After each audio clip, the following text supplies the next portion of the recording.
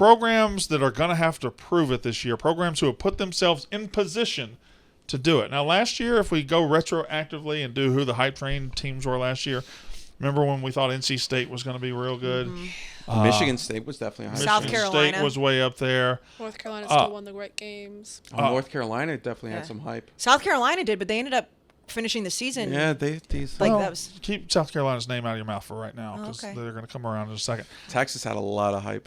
Texas did, but there were certain teams that had hype. Wake Forest have a little hype. It was NC State, Wake Forest. Now this year, here are the programs. I wrote down Miami. Yes, huge. I wrote down 6 programs with bigger than usual expectations. Actually, I wrote 7. I'm lying, and here they are. And these are varying levels of expectations. I mean, the number one is obvious. Who is it? Colorado. The most hype? No, if I'd put them number 1, but I do have them on the list because you can call hype anything. Hype might be when you're projected to play for a national title. Right. Hype might be when you're projected to win in your division, or hype might be a 1-11 team that everybody is talking about for reasons. If you talked earlier, Jack, about the amount of posts Michigan State had about Mel Tucker. If you look at overall headlines from the offseason, Colorado would probably. Deion Sanders is the biggest name we've seen enter college football possibly ever. It's insane.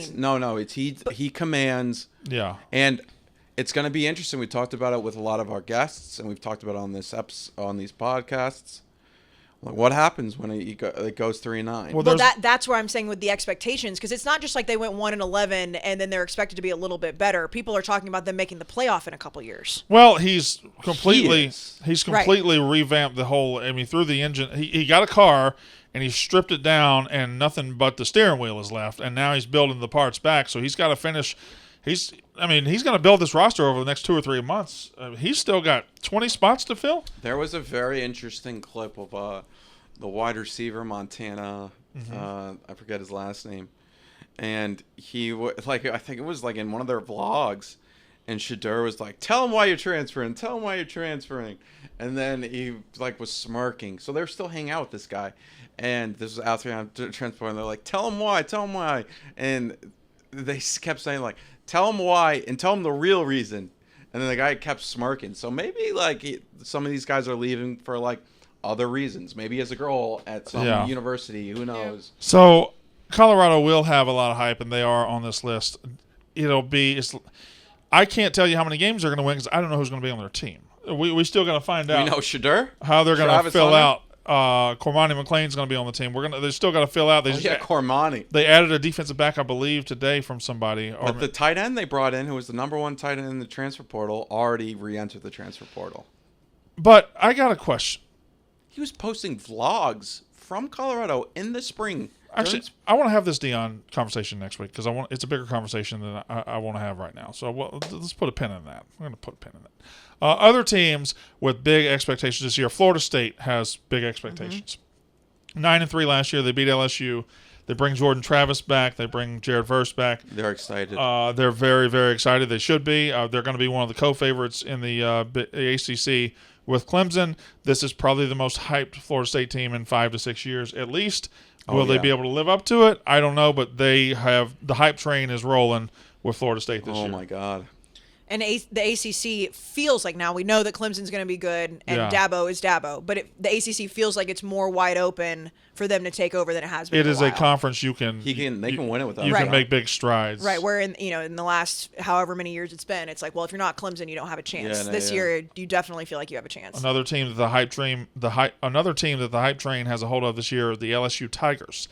Now, I think this one's very interesting because they're always close to being in that national title conversation because of the elite level they recruit at and the elite resources they put into football. I don't know if I get this one as much, though, because it's not an easy schedule. And people look at last year, and the thing that stands out about LSU is they beat Alabama. And that's great. That's awesome. They won the West. The West was down. They won the West. They beat Alabama. 2 big things. So they look at LSU as this rising superpower, but they lost to the worst A&M team ever in Week 12. They had several close games against bad teams. They lost to Florida State in a neutral site game. Not a neutral site. They lost to them in the Superdome. This wasn't a team that was just brilliant from start to finish last year.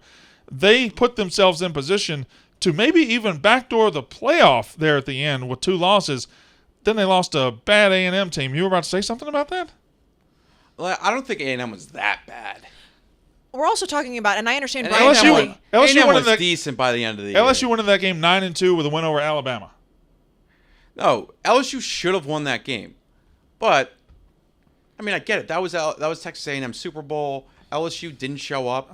But also, and I understand that we're not talking about a first-year head coach that had never been a head coach anywhere before, because Brian Kelly had a million years at Notre Dame and was very successful there.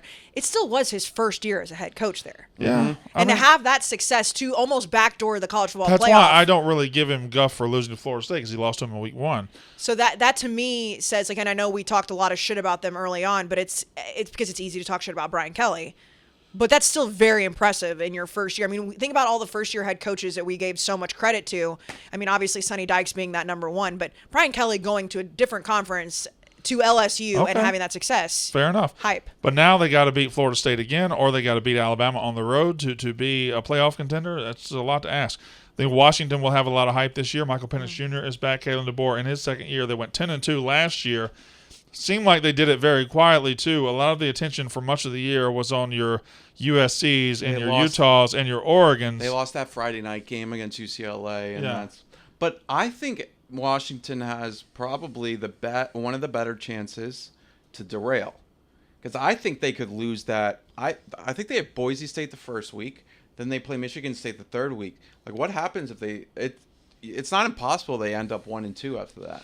I guess. I just think that's a very good coach and a very good quarterback. Now, can Penix do it twice? Because him doing it once was a surprise. Him doing it twice locks him in as a terrific, fantastic college quarterback. I don't know. A lot of hype. We're going to have to see it. Colorado already mentioned. I think South Carolina comes in this season with a tremendous amount of hype. And this is another one that, if you look at their season and the way it ended, you look at incredibly positive things. They ended by beating Tennessee by 28 points and then beating Clemson.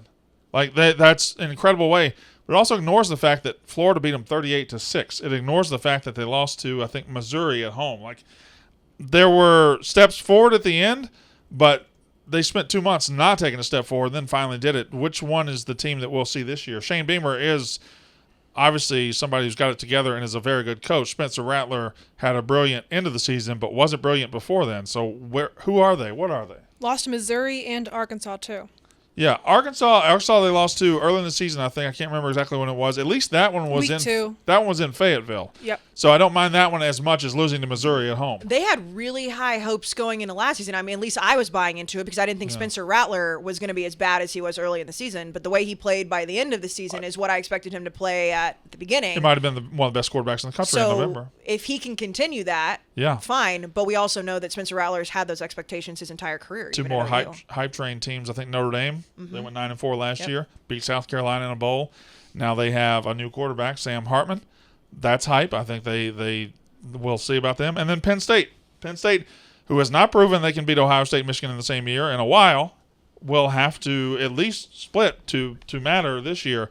They have Michigan. James Franklin's got to get one of those. They have Michigan at home, Penn and Ohio State on the road. So you got to at least split that to be special and then win every other game. And I think you guys argued about this too, because Jack, didn't you have James Franklin as a top 10 coach? Mm-hmm.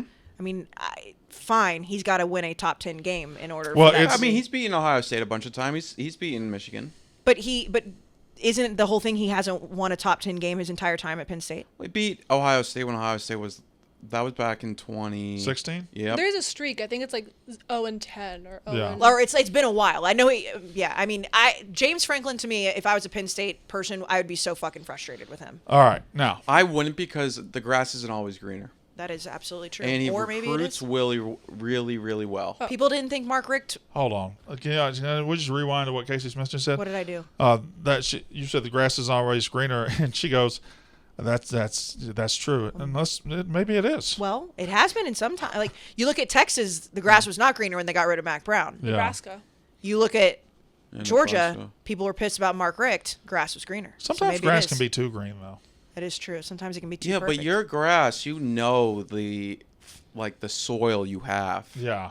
It's all about your soil. Georgia You knows sound like they you're had coming the up- soil. But don't you know think who Texas sound like thought right that now? too? Texas did. You sound like Dabo right now. Dabo would come out and say, the grass ain't always greener. It's not about the grass, it's about the soil. Okay, And they knew their soil was good. But Penn State's soil, Tainted. It ain't about the grass. It's about the soil. what about grass. Colorado? It's about the soil. That's one I feel like is What do that you mean? with like if we're going back to the soil, like that. He's changing the whole garden.